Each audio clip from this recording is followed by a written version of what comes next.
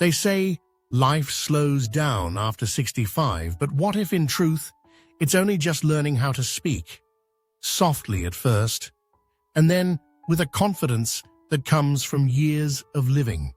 For so long, the world moved at a pace you could barely keep up with, each day ticking off obligations and expectations, each year marked by milestones that mattered to someone else. There were bills to pay, children to raise, promises to keep, careers to build. You were measured by what you could do for others, by how much you could shoulder, by how well you played your part in the grand orchestration of life. And then, almost without warning, the music changes. The tempo slows. The office lights flicker off for the last time. The phone, once a constant companion, falls silent. The house that once echoed with laughter and footsteps is now filled with a different kind of quiet. In that quiet, you may find yourself unsettled at first. The world that once needed you so desperately now seems to have moved on. The calendar, once crammed with meetings and obligations, is now open and blank. The roles that defined you, employee, manager, parent, begin to fade, and you're left with a question that's as old as time itself. Who am I now? What is my purpose now that the demands have fallen away? For many, that's a moment of fear. We're conditioned to believe that purpose is something granted to us by the outside world, by our jobs, our families, our usefulness. But here's the secret that life saves for those willing to listen. Purpose doesn't retire. It doesn't fade with the color of your hair or the strength of your body. Purpose is not a job description. It's not a paycheck. It is, in fact, something much deeper, something that matures and ripens with experience. At 65, you aren't being emptied out. You're being invited in to a life that's less about obligations and more about intentions. For the first time, perhaps, you can choose what matters most to you, unencumbered by anyone else's expectations. Think about that freedom. When you were young, your path was largely set before you. Finish school, find a job, start a family, save for the future. Each stage brought its own responsibilities, and you carried them, sometimes gladly, sometimes out of necessity. But now the road opens up. No one is telling you where to go or what to do. The time ahead is yours to shape, as surely as an artist shapes a block of marble. What will you make of it? Purpose after 65 doesn't look like the accolades you once chased. It's quieter, but also more enduring. It's the satisfaction of finally planting a garden and watching it grow, season after season. It's the joy of sharing stories with a grandchild, tales that become their inheritance. It's the comfort of checking in on a neighbor, offering kindness with no expectation of return. It's the excitement of writing the book you never had time to write, or dusting off the piano and letting music fill your home once more.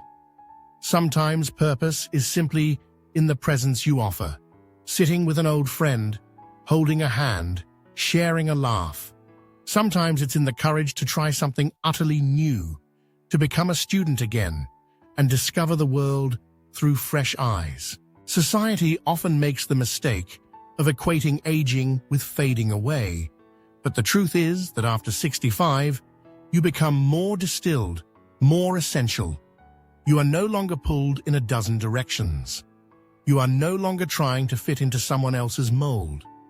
You are, for perhaps the first time, free to listen, to really listen, to what your life is telling you.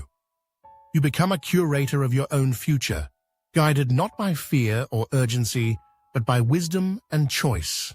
Of course, the transition isn't always easy.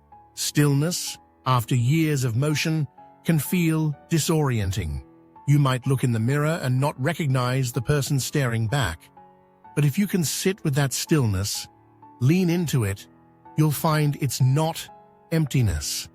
It's possibility. It's the fertile ground from which a new identity can grow. One that's defined not by what you do, but by who you are and what you care about. Perhaps you decide to start a podcast, sharing stories and lessons learned from a lifetime. Perhaps you volunteer at the library, helping others discover the magic of books. Perhaps you finally take that cross-country trip, chasing sunsets and memories. Perhaps you become a mentor, guiding someone who's just starting their journey. Or perhaps you learn, at last, the art of being still, of finding joy in simply being, rather than in always doing. We live in a world that values productivity, that measures worth by output. But life, especially in its later chapters, is measured differently. It's measured by meaning, by connection, by the quiet grace of being present. You've spent a lifetime being productive. Now, you get to be purposeful. This is your invitation to explore, to rediscover, to choose, perhaps for the first time, what matters most to you, to invest your energy not in proving your worth, but in living it. To find joy in small things, morning walks, afternoon tea, the laughter of friends, the comfort of routine, the adventure of change. To give your time and love to causes that move you, to people who need you, to pursuits that fulfill you. Life after 65 is not a slow fade into the background. It's a chance to step into the spotlight of your own making, to author a chapter that is uniquely yours. The race may be over, but the journey has just begun.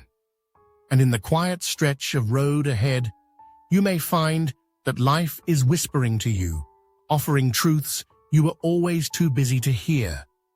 That you are not your job, that your value isn't measured by how much you accomplish, that your worth is inherent, enduring, and entirely yours to define. So embrace the silence. Let it be a canvas.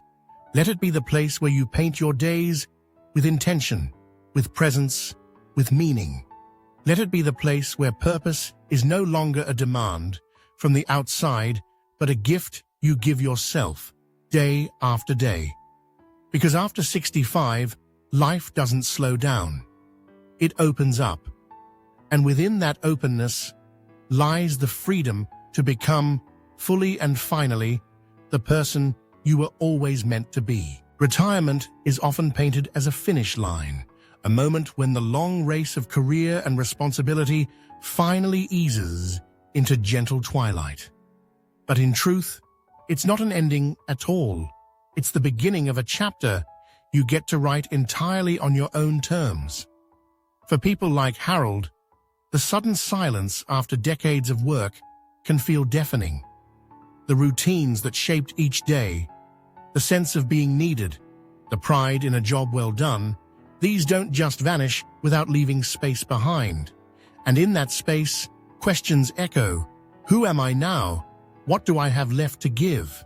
It's easy to believe that purpose belongs only to the young or the ambitious, to those still scaling ladders or chasing dreams. But purpose, real purpose, is a quiet, persistent thing. It doesn't always announce itself with grand gestures. Sometimes it slips in on a Saturday morning, disguised as a child's broken bike chain or a neighbor's smile.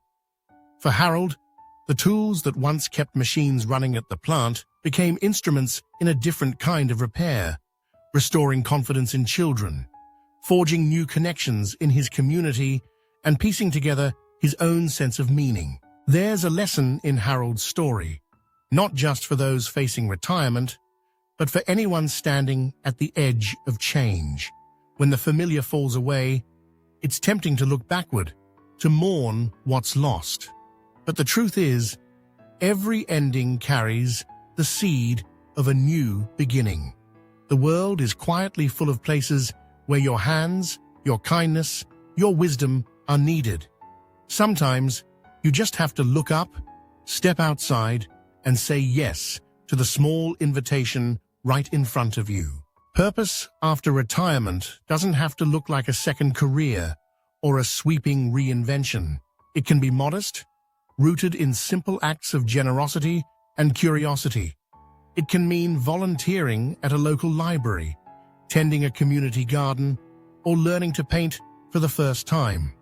It might mean reaching out to friends you've lost touch with, or simply walking in the park and noticing the way the light changes with the seasons. Purpose is less about what you do and more about how you do it, how fully you show up, how deeply you engage with the world and people around you. The secret is to shift the question. Instead of asking, "What should I do?" to ask, "What brings me alive?" When you think back on your life, what moments stand out? Is it the feeling of solving a tricky problem? The satisfaction of creating something with your hands? The laughter shared over a kitchen table? These are clues. They point you toward the things that matter most, the things that make time feel abundant rather than scarce. It's never too late to follow these threads. Age is not a barrier, it's a blessing. It brings perspective, patience, and the freedom to care a little less about what others think. If you've always wanted to write poetry, now's your chance. If you yearn to explore the outdoors, to travel, to try your hand at woodworking, or join a choir, there's nothing holding you back. The world is still wide, and your story is far from over. Some people find purpose in giving back, in becoming mentors or volunteers, in sharing the lessons of a lifetime with those just starting out. Others find it in embracing solitude, in finally granting themselves the rest they've long denied. Rest is not laziness, it's a kind of honoring. It's the body and mind's way of saying, "You've done enough. You are enough." If peace is what calls to you, answer it. There is meaning in quiet, in reflection, in simply being present for yourself and those you love. It's also important to remember that purpose can evolve. What mattered to you at 30 or 50 may not be what fills you up now. That's not a loss, it's growth. Give yourself permission to change, to explore, to surprise yourself. If you're not sure what comes next, let curiosity be your guide. Try new things, even if you're unsure. Attend a different class. Strike up a conversation with a stranger. Volunteer for something outside your usual comfort zone. Sometimes, purpose finds you when you least expect it. And as you move forward, know that your presence matters. The wisdom you carry, the stories you can tell, the care you can offer. These are gifts, not just for you, but for everyone you touch. You become a lighthouse for others, a reminder that life's value isn't measured by titles or paychecks, but by the connections we make and the love we leave behind. For those still struggling with the transition, remember this. You are not alone.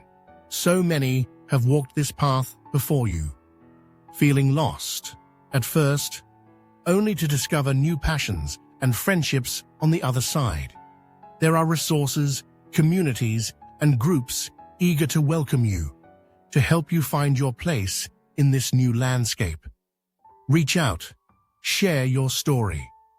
You might be surprised by how many people see themselves in your journey. In the end, retirement isn't about stepping away from life. It's about stepping into a version of yourself that's been waiting patiently, perhaps for years. It's about answering the gentle call of your own heart, about living days that feel true to who you are now. You get to be the author, the artist, the architect of your own meaning. As you turn the page, trust that purpose is still yours to claim. It may be quiet, it may be simple, but it will be yours. And in living it, you offer others the courage to do the same. In the light of your example, others will see that life's richest chapters are often written when we think the story is winding down. So walk forward, with open hands and an open heart. There's more to come. There's always more to come.